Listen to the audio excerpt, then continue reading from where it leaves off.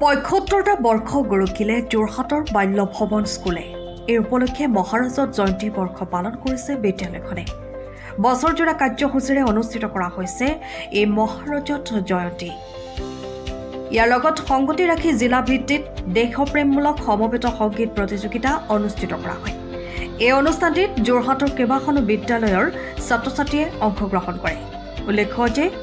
অসমৰ মুখ্যমন্ত্ৰী ডক্টৰ হিমন্ত বিশ্ব শৰ্মাই এই বিদ্যালয়ৰ পৰাই শিক্ষাৰ পাতনি মেলিছিল। যোৰহাটৰ পৰা অনুপম বৰা ৰিপৰ্ট, পোহৰ লাইভ।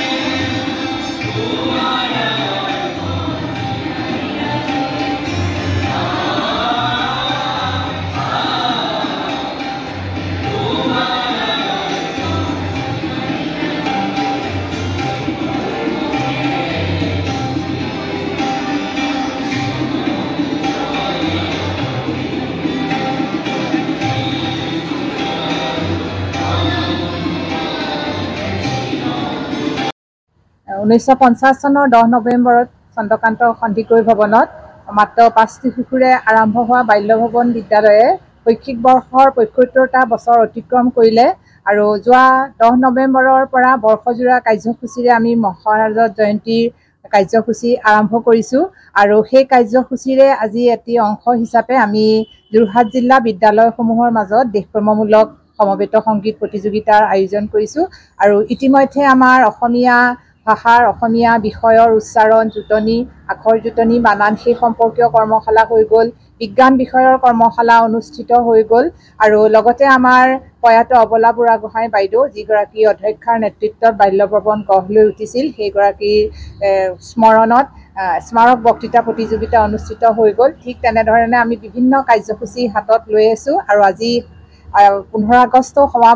সমবেত গতিকে তাৰ লগত সামঞ্জস্য ৰাখি আৰু মহাৰাজত জয়ন্তী উপলক্ষে আজি দেশপ্ৰেমমূলক সমবেত সংগীত প্ৰতিযোগিতা যোৰহাট জিলা ভিত্তিত আয়োজন কৰিছোঁ প্ৰায় 10খন বিদ্যালয়ে ইয়াত অংশগ্ৰহণ কৰিছে আৰু আমি বিচাৰক নিমন্ত্ৰিত কৰি আনিছোঁ শিৱসাগৰৰ পৰা আহিছে প্ৰণতি বৰুৱা বাইদেউ দেৰগাঁৱৰ পৰা আহিছে ববিতা ভট্টাচাৰ্য